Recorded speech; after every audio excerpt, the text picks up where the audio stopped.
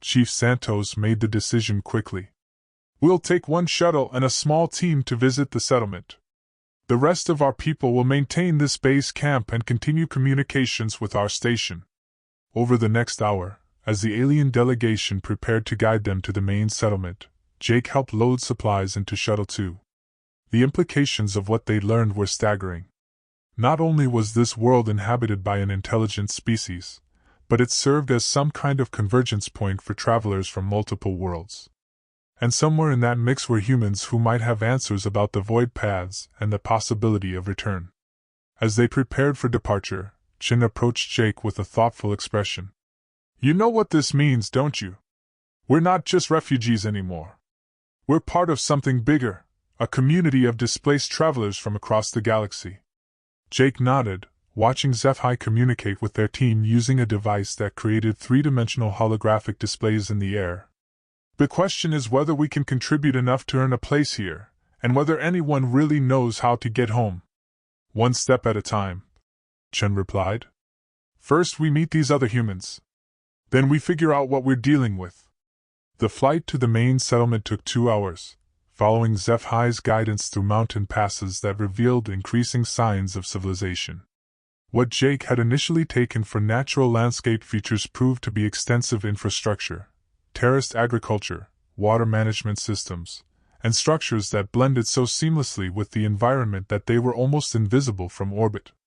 Incredible, Dr. Park murmured, studying the readings from the shuttle's sensors. The environmental integration is beyond anything we've achieved on Earth. They've managed to build a technological civilization without significant ecological disruption. As they crested a final mountain ridge, the main settlement came into view, and Jake felt his breath catch. It was a city, but unlike any human city he'd ever seen. Buildings grew from the landscape like living things, their walls showing the same crystal formations that adorned SciFi's staff. Rivers flowed through the city in carefully managed channels, providing both transportation and power generation. And scattered throughout the urban landscape were structures that clearly came from different architectural traditions, some that looked almost human, others that were utterly alien. There, SciFi pointed through the shuttle's cockpit window. The human quarter is in the eastern district. Your people will wish to land near the living area. As they descended toward the designated landing area, Jake could see people moving through the city streets. Most appeared to be the same species as SciFi, but there were others, beings with different physiologies, different technologies, different ways of moving through the urban environment. And there, unmistakably human in their proportions and movement patterns, were figures that made Jake's heart race with recognition. The shuttle touched down in a landing area that showed signs of accommodating various types of aircraft, from small personal vehicles to larger craft that might have been cargo haulers. As they powered down the engines, Jake could see a small group approaching from the nearby buildings, and leading the group were 3 humans. The first was a woman in her 40s with graying hair, and clothing that appeared to be locally made but cut in a style that was recognizably human. Behind her came 2 men, one elderly and one perhaps Jake's age, both showing the same mixture of human and local styles. Chief Santos opened the shuttle's hatch, and Jake followed her down the ramp. The woman approached with a smile that was purely, recognizably human. "Welcome to Kepler 442c," she said, her English carrying a slight accent that Jake couldn't place. "I'm Dr. Elena Vasquez, formerly of the ESA Mars Research Station. These are my colleagues, Dr. James Chin and Engineer Marcus Webb." Jake felt emotion welling up that he hadn't expected. After the alien beauty of SciFi's people and the strangeness of their situation, hearing purely human voices speaking English was almost overwhelming.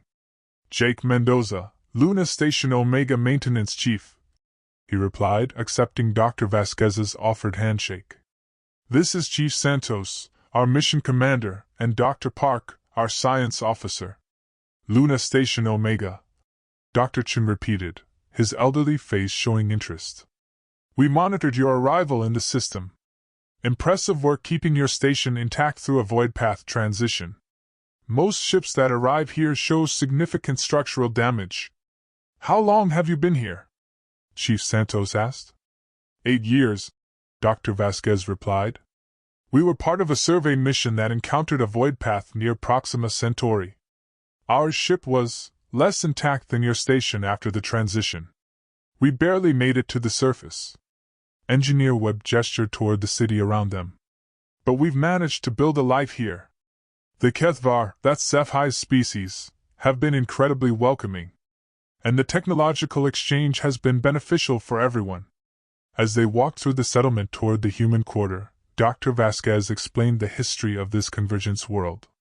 The void paths were natural phenomena, possibly related to some form of exotic matter that created temporary wormholes through space-time. Most appeared randomly and lasted only briefly, but this particular system seemed to be a natural convergence point where the paths appeared more frequently and with more stability. How many different species? Dr. Park asked, her scientific excitement evident. 47 confirmed intelligent species, Dr. Chen replied. Though most arrive as small groups or individual ships. The largest populations are the native Kethvar and a species called the Ndari who arrived about 50 years ago when their home star went nova. Jake studied the architecture around them, noting how different species building techniques had been integrated into a unified cityscape. What about resources? Energy, materials, food production? The Kethvar had already solved most of those problems before the first refugees arrived. Engineer Webb explained. Their technology is based on crystalline matrices that can store and convert various forms of energy. Very efficient, very clean. They've been happy to share it with newcomers who contribute to the community. They reached the human quarter, a cluster of buildings that showed clear Earth influences but were built using local materials and techniques. Dr. Vasquez led them to a central gathering area where they could see other humans. Jake counted 12 individuals, ranging from young adults to elderly, all showing the mixed Earth and local styles that mark long-term residents. 12 humans, Chief Santos observed. From how many original arrivals? Dr. Vasquez's expression sobered. 18, originally. We lost 6 in the first 2 years, accidents, illness, one who tried to leave with a departing ship and never returned. Jake felt the weight of their situation settling on him. Survival was possible here, but it wasn't guaranteed, and it came with the cost of essentially abandoning any hope of returning to Earth. What about the void paths? He asked. Is there any way to predict them, or control them, or use them to get home? Dr. Chen led them to what appeared to be a research facility, filled with a mixture of human and alien technology. We've been studying them for 8 years, working with Kethvar scientists and researchers from a dozen other species. The paths are definitely navigable, but only if you understand their patterns and have the right technology.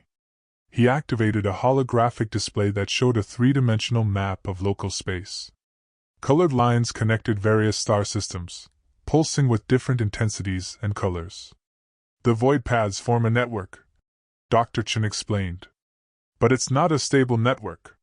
Paths open and close unpredictably, and the destinations change. We've managed to map some of the more stable routes, but getting back to Earth, that would require a path that we haven't seen open in our time here. But it's theoretically possible? Dr. Park pressed. Theoretically, yes. We've sent probes through outgoing paths, and some have reached familiar regions of space. But mounting a manned mission would require resources we simply don't have, a ship capable of surviving void path transitions, navigation equipment to find the right path, and supplies for what could be a journey lasting months or years. Jake studied the holographic map, his engineer's mind working through the logistics. What about Luna Station Omega? Could it be modified for void path travel? Engineer Webb looked thoughtful. Possibly. Your station is more robust than most ships that arrive here. With Kethvar crystalline technology for power management and some structural reinforcements, it might work. But it would take years to plan and implement, Dr. Vasquez added. And there would be no guarantee of success. You'd be risking not just your own lives, but the lives of everyone on your station. Chief Santos was quiet for a long moment, processing the implications. Finally, she spoke. We need to present these options to our crew. Both the crew on the surface and the people remaining in orbit. They have a right to know what we've learned and to participate in deciding our path forward. Over the next several hours, Jake and his team toured the human settlement and met with the other refugees. Each had their own story of displacement and adaptation, but all had eventually found ways to contribute to the broader community while maintaining their human identity. Some worked with HFY engineers on infrastructure projects.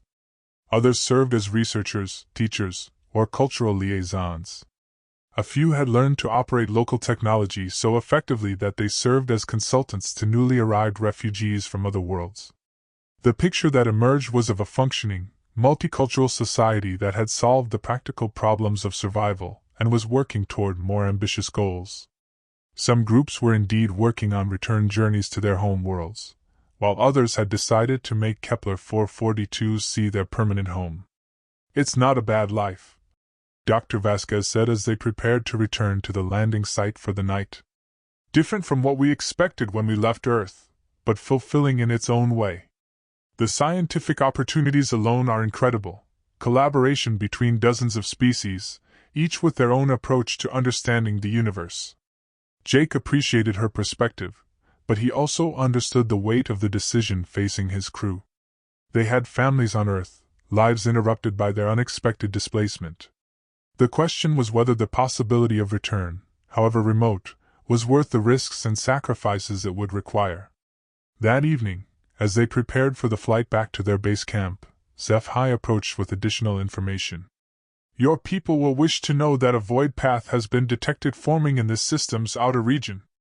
It will reach stability in approximately 30 of your days." Chief Santos looked up sharply. 30 days? Where does it lead?" "The path seers cannot determine the destination until it fully forms," SciFi replied. "But the energy signatures suggest it may connect to regions of space closer to your origin point." Jake felt his heart race. If a void path was forming that might lead toward Earth, they would need to make their decision quickly. 30 days to evaluate their options, prepare their equipment, and decide whether to risk everything on an uncertain journey home. The flight back to base camp was quiet, each team member lost in their own thoughts about what they had learned. Jake stared out at the alien landscape below, thinking about the life he had left behind on Earth and the possibilities that lay ahead on this convergence world. When they landed at base camp, Chief Santos immediately called a meeting with the entire landing team. As they gathered around the portable communications array, she established contact with Luna Station Omega and briefed Commander Torres on their discoveries. "So we have options." Torres's voice crackled through the static. "We can attempt to integrate with this refugee community, potentially permanently. Or we can try to modify the station for void path travel and attempt a return journey. There's a third option," Jake said, an idea forming as he spoke. "We split up. Some of us stay here and establish a permanent Earth presence in this community. Others attempt the return journey. That way, if the return mission fails, there are still humans here who can continue working toward eventual contact with Earth." The silence that followed suggested that everyone was considering the implications of his proposal. Splitting their small group would reduce the resources available for either option, but it would also provide redundancy and ensure that some of Earth's representatives would survive in this strange corner of the galaxy. "We have 30 days to decide," Chief Santos said finally. 30 days to evaluate the technology, assess the risks, and determine who stays and who attempts the journey home. I want every department to begin immediate analysis of what would be required for each option." As the meeting broke up and the teams scattered to their assignments, Jake found himself standing at the edge of their camp, looking up at the alien stars. Somewhere among those points of light was Earth, impossibly distant but perhaps not impossibly unreachable. Chin joined him, following his gaze upward. "What are you thinking?" "I'm thinking that 24 hours ago, our biggest worry was running out of supplies," Jake replied. "Now we're contemplating the possibility of becoming ambassadors for humanity to a galactic community of refugees. And?" Jake considered the question seriously. "And I think that maybe getting lost was the best thing that ever happened to us. We just don't know it yet." The 30 days that followed were a blur of intense activity and difficult decisions.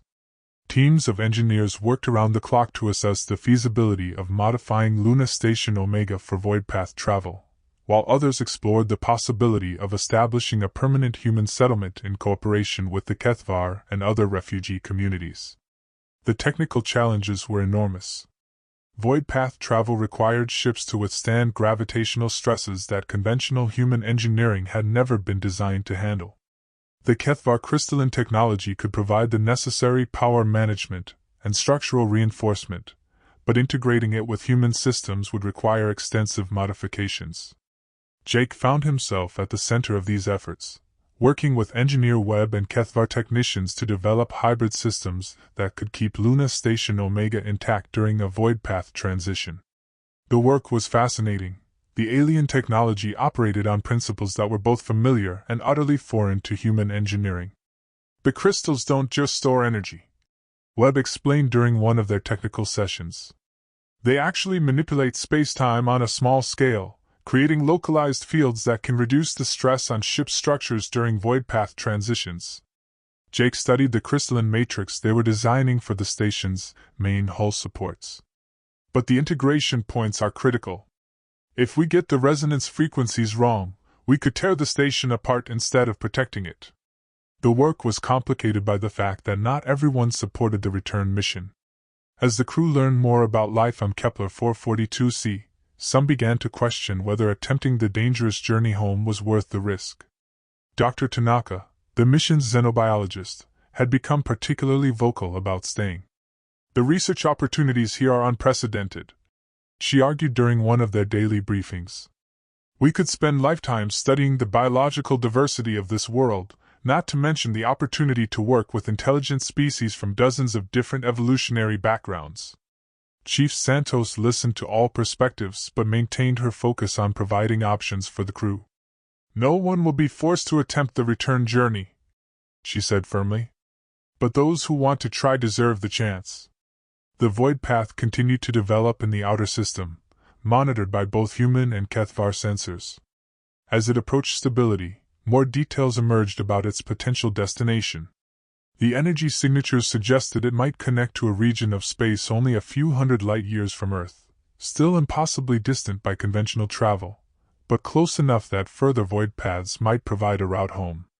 With 1 week remaining before the path reached full stability, the crew made their final decisions. Of the 47 people who had been aboard Luna Station Omega when they arrived in the system, 23 chose to attempt the return journey. The remaining 24, including Dr. Tanaka and 6 others from the landing team, decided to stay and establish Earth's first embassy to the Galactic refugee community. Jake had wrestled with his decision for weeks. The engineer in him was fascinated by the challenge of modifying the station for void path travel, but the practical side of his mind recognized the enormous risks involved. In the end, it was a message from Chen that helped him decide. "Jake, I'm staying," she told him as they worked together on the final system integrations. "I've talked to Dr. Vasquez and Engineer Webb, and they've offered me a position with their research team. The work they're doing here on hybrid technologies, it could eventually benefit Earth even if we never make direct contact again." Jake nodded, understanding. "And you want me to go back and tell people what we found here?" "Someone has to. Someone who understands the technology, who can explain what we've learned about the void paths and the possibility of intentional travel between worlds. You're the best qualified person on our team to do that." She was right, and Jake knew it. His engineering background and his experience with the modifications would make him valuable to any future Earth missions attempting to reach this system. And if the return journey failed, at least Chen and the others would be here to continue the work. The final week was spent in intensive preparation. The station's critical systems were reinforced with Kethvar crystalline technology, while non-essential sections were stripped down to reduce mass and stress points.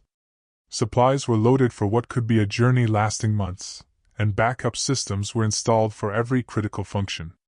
Most emotionally difficult was the farewell between the crew members who were staying and those attempting the return. These people had worked together for years, some for decades. They had survived the impossible transition through the first void path, established contact with an alien civilization, and now they were voluntarily separating with no guarantee they would ever see each other again. Dr. Park, who had decided to attempt the return journey, spent her final hours on the planet's surface documenting everything they had learned about HFY technology and culture. "Someone needs to bring this information to Earth," she explained. "Even if we don't survive the journey, maybe the data will make it through." SciFi and a delegation of HFY officials attended the final departure ceremony, offering both technical support and ceremonial blessings for the journey. "Your species has much to offer the community of travelers," SciFi said as they prepared to board the shuttles for the return to Luna Station Omega. "Whether you succeed in reaching your home world or eventually return here, you will always have a place among us." The modified Luna Station Omega that Jake boarded for the return journey was barely recognizable as the same structure they had lived on for years. Crystalline formations grew from the hull like technological coral, their surfaces pulsing with energy patterns that seemed to respond to the gravitational stresses around them. The station's interior had been reconfigured as well, with new power distribution systems and structural supports that followed alien engineering principles. "Final systems check," Commander Torres announced as they prepared for the void path transition. The 23 crew members who had chosen to attempt the return were scattered throughout the station, monitoring systems and making final preparations. Jake was stationed in the main engineering section, where hybrid human HFY displays showed the status of the crystalline reinforcement systems. The void path was fully formed now, a distortion in space-time large enough to accommodate the station but stable for only a limited time. "All systems green," Jake reported. "Crystalline matrix is functioning within normal parameters. Structural integrity fields are active. Navigation confirms path entry trajectory is locked in," called Chief Navigator Lisa Park. "We have a narrow window, approximately 40 minutes before the path begins to destabilize." Commander Torres took a deep breath. "All stations report ready for void path transition." One by one, the department heads confirmed their readiness. Jake felt the familiar mixture of fear and excitement that came with stepping into the unknown. They were about to attempt something that no human crew had ever deliberately tried, navigating a journey through alien space-time distortions toward home. "Initiating approach to void path entry point," Torres announced. "All crew, prepare for transition." Through the reinforced viewports, Jake could see the void path ahead of them, a tunnel of distorted space that seemed to stretch to infinity. The station's modified sensors showed gravitational readings that defied comprehension, while the HFY crystalline systems responded by increasing their energy output to match the environmental stresses. "Entering void path in 10 seconds, Navigator Park called out. 5, 4, 3, 2, 1, transition." The universe twisted around them. Jake felt his body stretch and compress simultaneously as space-time bent in ways that human senses weren't designed to process. The crystalline systems flared with brilliant light, their energy patterns shifting rapidly to compensate for forces that threatened to tear the station apart. For a moment that felt like hours, Luna Station Omega existed in a state between realities, traveling through a tunnel that connected distant regions of space through mechanisms that human science was only beginning to understand. Jake watched his displays, making constant adjustments to the hybrid systems as they encountered conditions that had never been tested. Then, as suddenly as it had begun, the transition ended. The stars outside the viewports were different, not the alien constellations of Kepler 442c, but not the familiar patterns of Earth-Luna space either. They were somewhere new, somewhere between their origin and their refuge. "Position report," Commander Torres called out. Navigator Park worked frantically at her console, comparing sensor readings with their limited star charts. We're approximately 400 light-years from Earth," she said finally, her voice filled with amazement. "The void path transported us across a distance that would have taken conventional ships thousands of years." Jake felt a surge of hope mixed with caution. They were closer to home than they had been since the original displacement, but they were still impossibly far away. And there was no guarantee that another void path would appear to take them the rest of the way. "System scan for additional void paths," Torres ordered. "And begin long-range communications sweeps. If we're this close to Earth, we might be able to detect signals from the outer colonies. The next several hours were spent in intensive analysis of their new location. The system they had emerged in was uninhabited, with a single G-class star and several rocky planets that showed no signs of life. But the void path network data they had received from the Kethvar suggested that this region of space was part of a more active path junction. "Commander," Chief Communications Officer Kim called out suddenly. "I'm detecting structured radio signals. Very faint, but definitely artificial." Torres was at his station in seconds. "Origin? Based on the signal characteristics and the propagation delay, I think it's from the Centauri colonies. We're detecting their standard communication protocols." Jake felt his heart racing. The Centauri colonies were humanity's most distant settlements, established just decades ago by generation ships. If they could detect signals from Centauri, they were definitely in Earth's local stellar neighborhood. "Can we transmit to them?" Torres asked. Kim ran calculations on his console. "Yes, but it would take years for a signal to reach them, and years more for a response. However," he paused, consulting additional readouts. "Commander, there's something else. I'm detecting what appears to be void path formation signatures in the Centauri direction. Very faint, but consistent with the patterns that Kethvar taught us to recognize." Dr. Park looked up from her science station. "If void paths are forming in the direction of human space, that suggests the network is more active in our local region than we realized. We might not be the only ones who have encountered these phenomena." Over the following weeks, as they waited to see if new void paths would form, Jake and his team worked to understand their situation. The communications they had detected from Centauri suggested that the colonies were functioning normally, unaware that Luna Station Omega had been displaced or that void path technology even existed. But the void path signatures Dr. Park was detecting suggested a more complex picture. Either human colonies had independently discovered void path travel, or other ships had been displaced in the same way Luna Station Omega had been. "We need to make a decision," Commander Torres said during one of their daily briefings. "We can remain here and wait for a void path that might take us closer to Earth. We can attempt to reach the Centauri colonies using conventional propulsion, a journey that would take us several years with our current supplies. Or we can try to return to Kepler 442c through the same path we used to get here." Jake studied the options, thinking about the people they had left behind and the life they had built in the refugee community. "Commander, there's a fourth option. We could try to establish this system as a way station between Earth's space and the Kepler system. If we're right about void paths being more common in this region, we might be able to create a permanent link between human space and the galactic refugee community." The idea had merit. Luna Station Omega was designed to be a deep space monitoring platform, and with their new hybrid technology, it could serve as a base for exploring the void path network. They could work to establish communication with both Earth and Kepler 442c, serving as a bridge between humanity's home and its newest frontier. "It would mean giving up on a direct return to Earth," Dr. Park pointed out. "We'd be committing to a life as explorers and ambassadors rather than returning to our old lives." Jake nodded, understanding the weight of that commitment. But as he thought about what they had learned and experienced, he realized that they had already been changed by their journey. They were no longer the same people who had been working routine maintenance on Luna Station Omega when the first void path had appeared. "Maybe that's what we're meant to be," he said finally. "Maybe getting displaced wasn't a disaster. Maybe it was an opportunity. An opportunity to become something more than we were before." The discussion continued for days, with each crew member wrestling with the decision. In the end, 18 of the 23 chose to remain in the way station system and continue exploring the void path network. 5, including Chief Navigator Park, decided to attempt the journey to Centauri using conventional propulsion.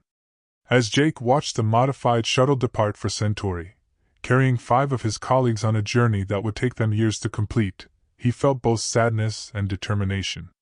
They were spreading humanity's presence across a larger region of space than had ever been achieved before, but at the cost of their unity as a crew. The months that followed were filled with discovery and construction. New void paths appeared with increasing frequency, connecting their way station system to locations throughout the galaxy. Some led to inhabited worlds where they made contact with new species and learned about different approaches to void path travel. Others connected to uninhabited systems that could serve as supply bases or research stations. Most importantly, they eventually re-established contact with Kepler 442c, opening a stable communication link with the refugee community they had left behind. Chen's voice, crackling through the void path communication system, brought news of continued cooperation between Earth's representatives and the galactic community. "We've made incredible progress," she reported during one of their weekly communications sessions. "The hybrid technology exchange has led to developments that neither human nor HFY science could have achieved alone. And we've been getting reports of void path activity in the direction of Earth's space. Jake, I think your way station idea was exactly what was needed." Jake smiled as he listened to her report. Through the viewport of what was now officially designated Earthway Station Alpha, he could see the distortion of an forming void path that would soon connect them to another distant region of space. In the months since they had established the way station, they had catalogued void paths leading to 17 different systems, including 3 that showed signs of intelligent life. Humanity had become part of something larger than anyone had imagined possible, a galactic network of civilizations connected by mysterious passages through space-time.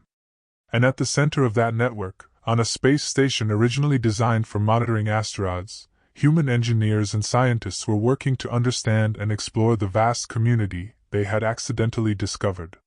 Jake thought about the maintenance work he had been doing when the first void path had appeared, back when his biggest concern was a faulty atmospheric recycling unit.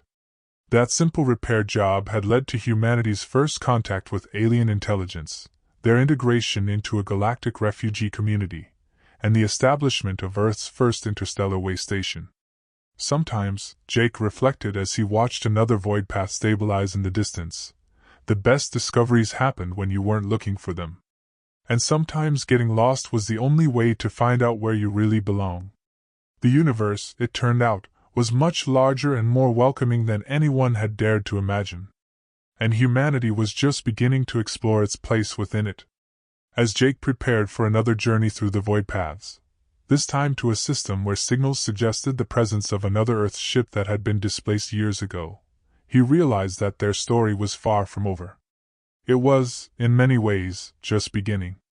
The void paths had taken them far from home, but they had also opened up possibilities that no human had ever dreamed of.